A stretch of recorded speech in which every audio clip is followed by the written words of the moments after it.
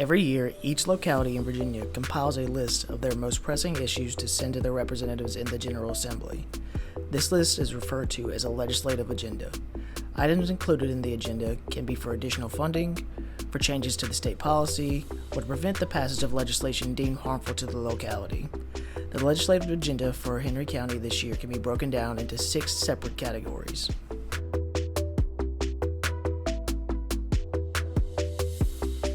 The most pressing issue in your 2022 legislative agenda for Henry County is mitigating the impact of the City of Martinsville's reversion to a town. Martinsville's reversion will be the first time a reversion will lead to the consolidation of a courthouse. To help ease the financial burden, the county is seeking one-time funding from the state to provide for capital improvements to the courthouse to accommodate additional services.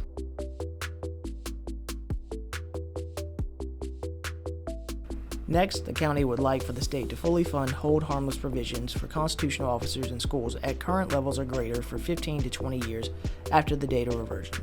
This will prevent any gaps in state funding that could result from the transfer of those services to Henry County. Along the same lines, the county is also asking legislators to fight for the lower local composite index of the 2 school systems to be used for state education funding for Henry County for 15 years unless the combined index for the 2 localities is lower.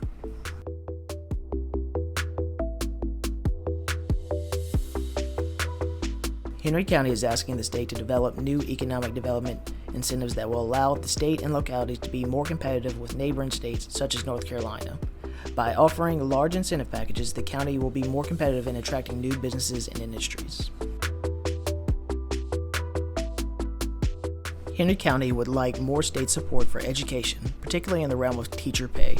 Along with providing more competitive salaries, the county would like full funding for local institutions of higher learning such as the New College Institute and Patrick and Henry Community Colleges.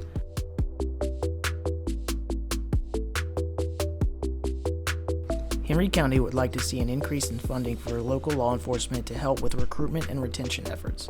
Changes are also needed in the per diem rate paid to local jails to better reflect the cost of housing state inmates.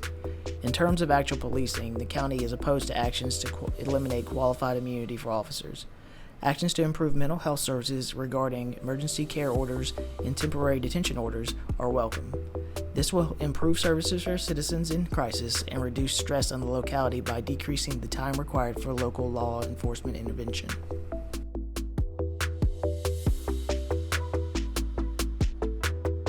Henry County is requesting funding from the Commonwealth Transportation Board in the General Assembly for the Martinsville Southern Connector project. This would create a direct route from the North Carolina line and Commonwealth Crossing to the Route 58, Route 220 bypass. Similarly, the county supports construction of Interstate 73 with construction beginning in Henry County.